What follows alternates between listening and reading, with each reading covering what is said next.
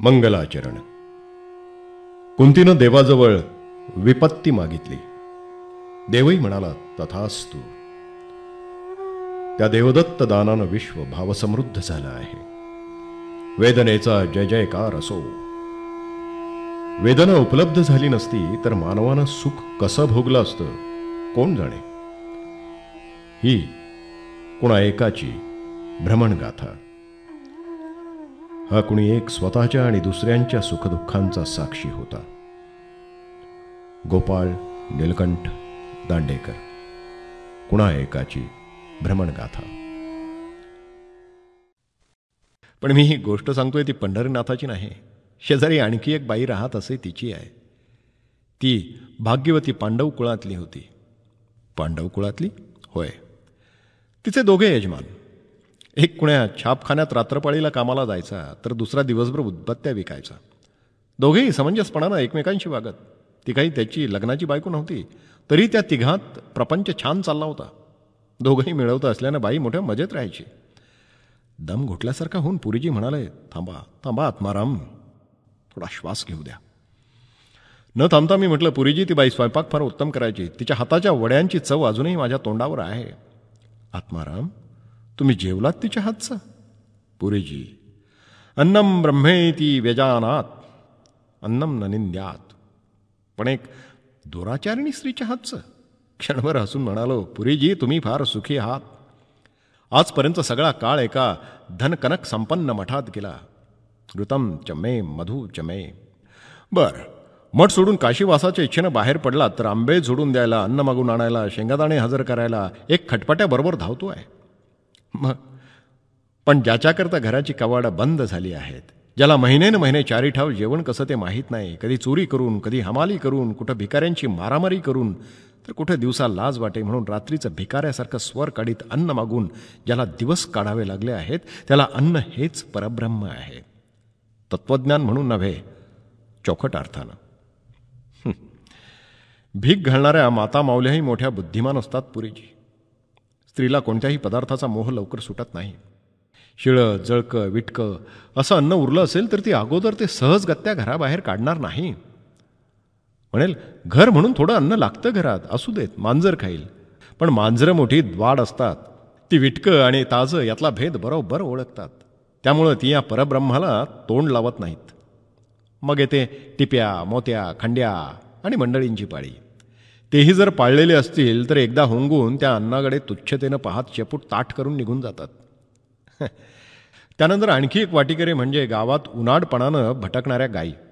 त्यांनीही त्या अन्नाचा अव्हेर केला म्हणजे मग अंती निराश झालेल्या माता माऊल्या बोलण्यात पराकाष्ठेचा रस आणून म्हणतात, राहू दे चिमणे, रात्री भिकारी येईल तो घेऊन जाईल. अगं आई, पण त्याला तर घाण यायला लागली आहे. मेले भिकारं सट संपवतात सगळं, असू देत. कुणा बापड्याच्या पोटात पडेल तर पुण्य तरी घडेल. आणि मग पुरीजी, तेवढ्या त्या पुण्याच्या भरवशावर त्या माऊल्या मृत्यूसमयी विमानाकडे डोळे लावून बसलेल्या असतात. पुरीजींनी सोडलेल्या उशाच्याकडे लक्ष न देता मी पुढे म्हणालो, घराचं दार बंद केलेला एक 13-14 वर्षाचा हडकुळा मुलगा रात्री भिकाऱ्यांचं अनुकरण करीत गल्ल्या गल्ल्यातून हिंडतो आणि म्हणतो, भाकर वाढ ओ माय भिकाऱ्याला. मग त्या माता मावल्या हाका मारतात, ए भिकाऱ्या इकडे ये, इकडे ये की मेल्या, डोळे फुटले का तुझे? कुत्रा असला तरी काय खातो का तो? ये मेले भिकार ते भिकार आणि माज किती. यांच्यासाठी कुत्र्यांना काय साखळ्या बांधून ठेवायचं की काय? चावला तर चावला, बरी पिढा जाईल. उगीच मेले रात्रीचे वेडेवेद्रे सूर काढीत हिंडत असतात. पुरीजी, हे शब्द त्या मुलाच्या मनात तापलेल्या सळ्यांसारखे शिरतात. बरं, त्याच्या डोळ्यातून आसू बाहेर धावतात. पण ती गुपचूप पुसून टाकीत तो आपला फाटका सदरा पुढे करतो. त्यात जे काही परब्रह्म पडेल ते घेऊन तो एखाद्या आडोशाला जातो. तोपर्यंत त्या अन्नाचं काय झालेलं असतं पुरीजी?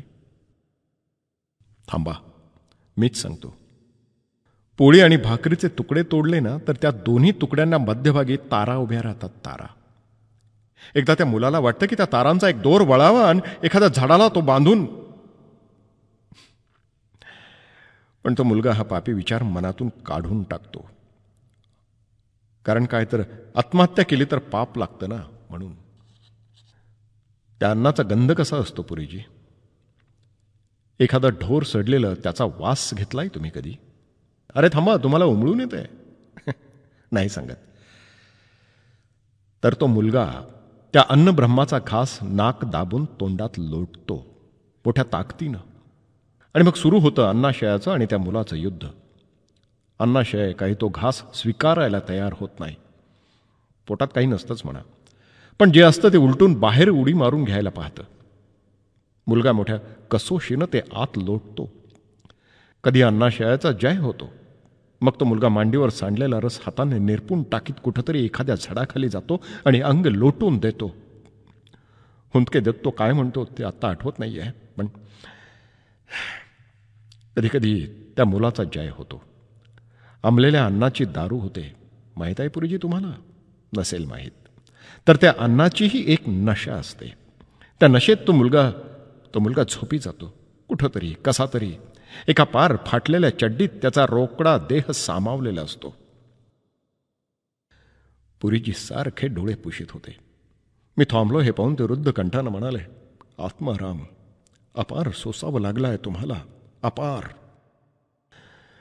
पुरीजी, वेळ येऊनच उभी राहिली आहे समोर, म्हणजे कशी तरी साजरी करावी लागतेच.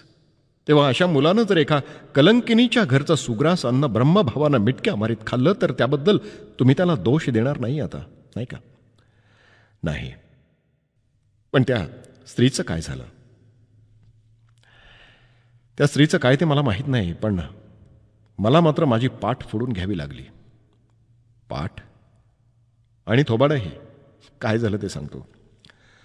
वस्तुतः दोघा पतींच्या सहवासात त्या स्त्रीचा एहलोक सुखानं व्यतीत व्हायला पाहिजे होता, पण माणसाचं काही सांगता येत नाही ना. एका दिवशी गच्चीतून बाईनं मला हळूच हाक मारली. आमच्या बाईसाहेब झोपल्या आहेत असं पाहून मी या गॅलरीतून त्या गॅलरीत उडी मारली. बाई मला घरात घेऊन गेली. तिनं माझी अन्नाची आबाळ हेरली होती. पोटभर जीव घातलं. त्या दिवशी छापखान्यावाला कुठेतरी बाहेर गेला होता म्हणून मी डाराडर ढेकरा देत मनासोक्त जेवलो.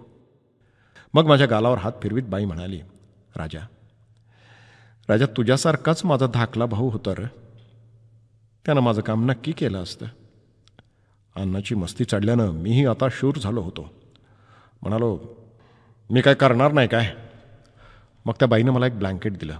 म्हणाली, पर्वतीजवळ रोगी माणसं बसतात का? मला काही उमगलं नाही. मी विचार केला की डोकं दुखत असलेली माणसं थंड हवेकरता पर्वतीकडे जाऊन बसत असतीलही. म्हणालो, म्हणजे डोकं दुखत असणारी ना, माहीत आहेत? ती म्हणली, नाही येड्या, रोगी. पुढलं बोलताना बाईला वेदना होत असाव्यात असं मला वाटलं. म्हणजे महारोगी. बरं, त्याचं काय? तिथं जा आणि सका अशी हाक मार. ओ दिल ना त्यालाही ब्लँकेट दी. काम सोपं होतं. पर्वतीजवळ जायचं, तिथं महारोगी बसतात, त्यांच्यात सका कोणते हुडकून काढायचं, त्याला ब्लँकेट देऊन परत यायचं. सुसाट पळत निघालो. कालव्यावरल्या पुलापलीकडे महारोगी बसले होते. नाक नसलेलं, बोटं झडलेले. त्यांना विचारलं, सका कुणी आहे का इथं? आहे की. त्यो तिकडं आहे त्या देवळाप. याच्या मारी लया बुरुचा आहे. महारोग झाला आणि भीक मागायची लाज वाटती त्याला. देवळापाशी गेलो. तिथं सका बसलेला होता, तोंड झाकून. दोन्ही हात जुळून गुडघ्यावर ठेवले होते. भोवती माशा गणगणत होत्या. एका कुशीवर रिलून बसला होता तो. त्याला हाक मारली, सका. त्यानं पटकन तोंडावरचं पांघरून काढून पाहिलं. मी म्हणालो, हे तुला दिलाय रे. कुणी? बाईनं. नाव मला माहीत नाही, रविवार पेठेत राहते. सकानं क्षणभर माझ्याकडे पाहिलं. त्याच्या विद्रूप मुद्रेवर कोणते भाव होते कोण जाणे. तो पुन्हा मुरकंडी मारून म्हणाला, मला नका म्हणाव. अरे घे की, एवढं दिलंय बिचारीनं. थोडा विचार करून सका म्हणाला, बरं दे, पण आता काय बी धाडू नकस म्हणाव, मग आपलं होईल कसं बी. कुतूहल जागा झालं. मी त्याला विचारलं, सका, बाई तुझी बहीण का? सका हसला, थोडंसं हसला, उदासवाणं.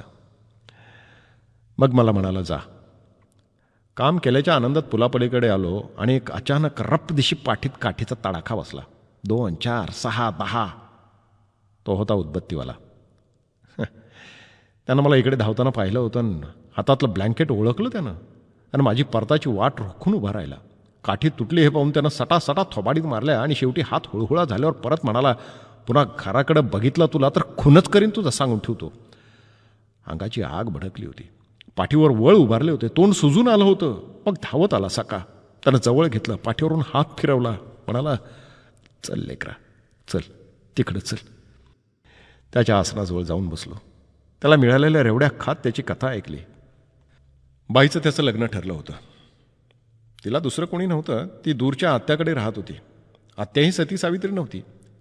तिच्या तावडीतून सुटण्यासाठी या दोघांनी पळून जाऊन लग्न करायचा बेत केला. मुहूर्त नव्हते. ती म्हणाली, आपण तसंच एकत्र राहू. पुढं मुहूर्त सापडले म्हणजे आळंदीला जाऊन लग्न करून येऊ. हा म्हटला, लग्न न करता एकत्र राहणं जुळायचं नाही मग आपल्याला. तसं कसं, नीट शेपशीर झालं पाहिजे. हा फिटरचं काम करीत होता. मुंबईला नोकरी आली. हा म्हणाला, मुहूर्त सुरू झाले की म्हणजे मी परत येतो, तोपर्यंत कशी तरी कळ काढ. मुंबईला गेला. तिथं हा रोग उमटला. कोणत्या तोंडानं पुण्याला परतेल तो. मग नाशिक, देहू, आळंदी असा वणवणा हिंडत एक दिवशी मोठा धीर करून तो पुण्याला आला. आत्याबाईंच्या घरासमोर तोंड झाकून हिंडायला लागला.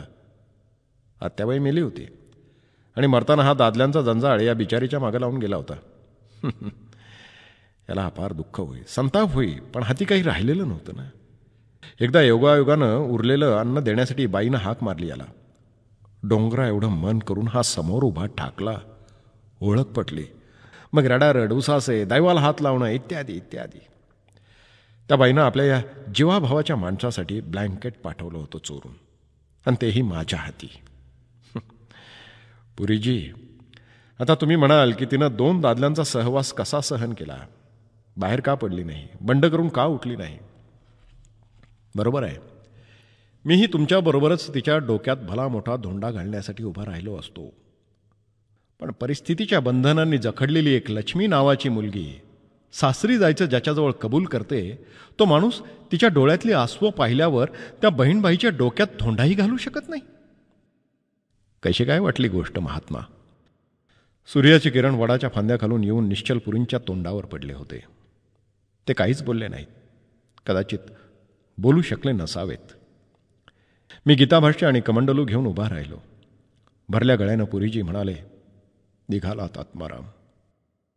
हो पुरीजी, वैराग्याच्या झोपडीत रात्रीच्या पुडीची सोय होईलचं लक्षण दिसत नाही.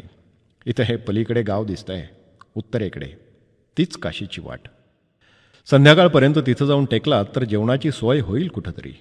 नर्मदे हर पुरीजी, हर नर्मदे.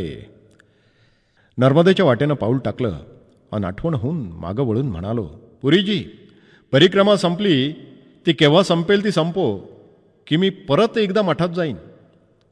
कशाला? लक्ष्मीच्या सासरचा पत्ता काढायला. का? भीक मागण्याच्या मिशानं तिच्या घरी जाईन, अन्न वढा असा आक्रोश करीत बसेन. एखादा पोरगं वाडग्यात मुठभर गहू घेऊन येईल तरी मी आक्रोश बंद करणार नाही. मग लक्ष्मीची सासू सांगेल, जाग बहू, भिकारी काय म्हणतोय ते पहा. मग लक्ष्मी येऊन विचारेल, तुला काय हवंय बाबा. मी हळूच सांगेन, तुला एक निरोप सांगायचा आहे. कसला? कुणी एक निश्चलपुरी तुझ्यासाठी मठ सोडून हिमालयात गेला, तर मठ सोडू शकला पण तुला विसरू शकला नाही. निश्चलपुरी काकुळतीनं म्हणाले, कृपा करा आत्माराम, एवढं करू नका. नको करू, नाही करणार. नुसताच तिला पाहून परतेन. पण कशासाठी? ती तुम्हास विसरली की काय हे पाहण्यासाठी. मागं वळून चालू लागलो. बाभळीच्या आणि हिंगणबेटांच्या सुरपुडातून पाऊलवाट चालली होती. एका वळणावरती दिसेनाशी झाली. मीराबाईचं चरण आठवला. असुवन जल सिंच सिंच प्रेम बले बोई. प्रेमाचं रूप मोठं विचित्र आहे. त्याला मोठं व्हायला आसवांचं पाणी लागतं, कोमट आसवांचं.